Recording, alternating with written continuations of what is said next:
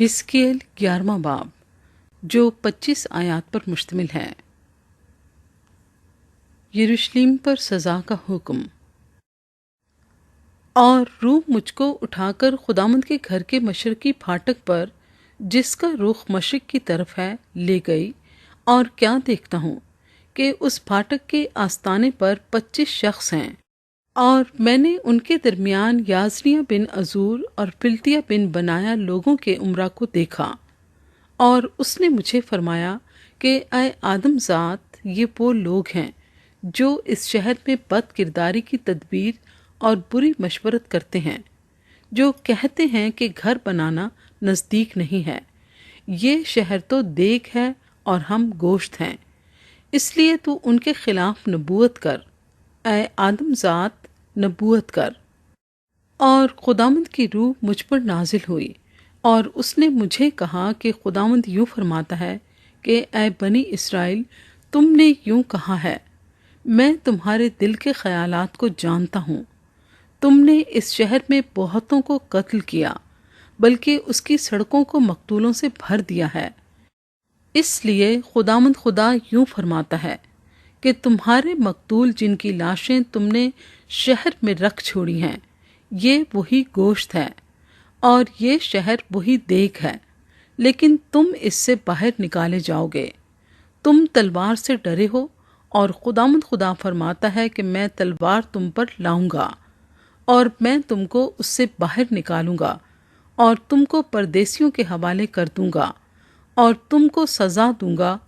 تم تلوار سے قتل ہوگے۔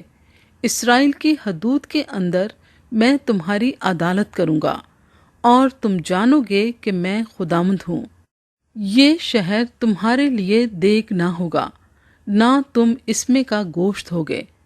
بلکہ میں بنی اسرائیل کی حدود کے اندر تمہارا فیصلہ کروں گا، اور تم جانو گے کہ میں خداوند ہوں، جس کے آئین پر تم نہیں چلے، اور جس کے احکام پر تم نے عمل نہیں کیا، بلکہ تم ان قوموں کے احکام پر جو تمہارے آس پاس ہیں کاربند ہوئے۔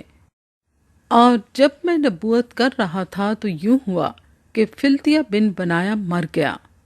تب میں منہ کے بل گرا اور بلند آواز سے چلا کر کہا، آہ خداوند خدا، کیا تو بنی اسرائیل کے بقیہ کو بالکل مٹا ڈالے گا؟ اسیروں کے ساتھ خدا کا وعدہ۔ تب خداوند کا کلام مجھ پر نازل ہوا کہ اے آدم ذات، تیرے بھائیوں، ہاں تیرے بھائیوں، یعنی تیرے قرابتیوں، بلکہ سب بنی اسرائیل سے، ہاں ان سب سے یروشلم کے باشندوں نے کہا ہے، خداوند سے دور رہو، یہ ملک ہم کو میراث میں دیا گیا ہے۔ اس لیے تو کہہ، خداوند خدا یوں فرماتا ہے کہ ہر چند میں نے ان کو قوموں کے درمیان ہانک دیا ہے، اور غیر قوموں میں پراگندہ کیا، لیکن میں ان کے لیے تھوڑی دیر تک ان ملکوں میں جہاں جہاں وہ گئے ہیں ایک مقدس ہوں گا۔ اس لیے تو کہہ، خداوند خدا یوں فرماتا ہے کہ میں تم کو امتوں میں سے جمع کر لوں گا، اور ان ملکوں میں سے جن میں تم پراگندہ ہوئے تم کو فراہم کروں گا، اور اسرائیل کا ملک تم کو دوں گا، اور وہ وہاں آئیں گے اور اس کی تمام نفرتی اور مکروہ چیزیں اس سے دور کر دیں گے، اور میں ان کو نیا دل دوں گا،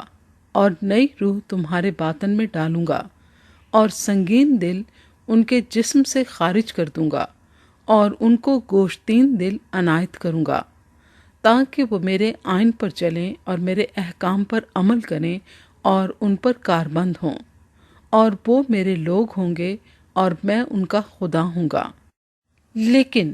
جن کا دل اپنی نفرتی اور مکروہ چیزوں کا طالب ہو کر ان کی پیروی میں ہے، ان کی بابت خداوند خدا فرماتا ہے کہ میں ان کی روش کو انہی کے سر پر لاؤں گا۔ خدا کا جلال یروشلم سے جدا ہو جاتا ہے۔ تب کروبیوں نے اپنے اپنے بازو بلند کیے، اور پہیے ان کے ساتھ ساتھ چلے، اور اسرائیل کے خدا کا جلال ان کے اوپر جلوہ گر تھا۔ اور خداوند کا جلال شہر میں سے اٹھا، اور شہر کی مشرقی طرف کے پہاڑ پر جا ٹھہرا۔ تب روح نے مجھے اٹھایا اور خدا کی روح نے رویا میں مجھے پھر کستیوں کے ملک میں اسیروں کے پاس پہنچا دیا،